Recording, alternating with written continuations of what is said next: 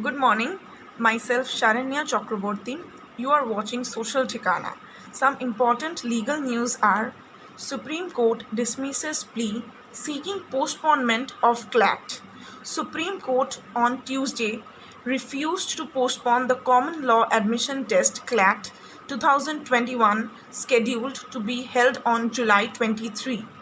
A division bench of Justice Nageshwara Rao and Justice Anirudh Bose has directed that all the safety measures have to be strictly followed and authorities should not insist on students taking vaccination.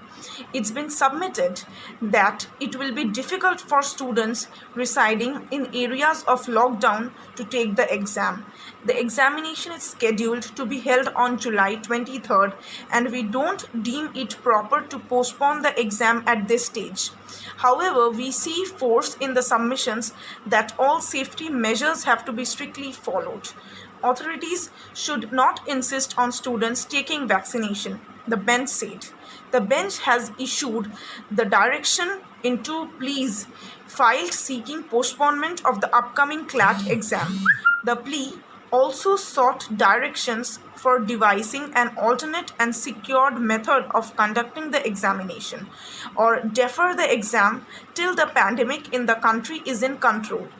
The second legal news is SC Supreme Court strikes down 97th constitutional amendment to the extent it relates to cooperative societies.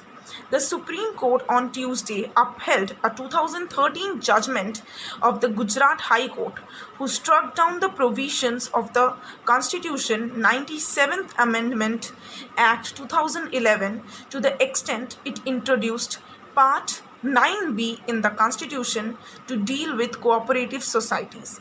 A three-judge bench comprising Justice Rohinton Nariman, K.M. Joseph, and B.R. Gawai dismissed the appeals filed by the Union of India against the judgment of the High Court.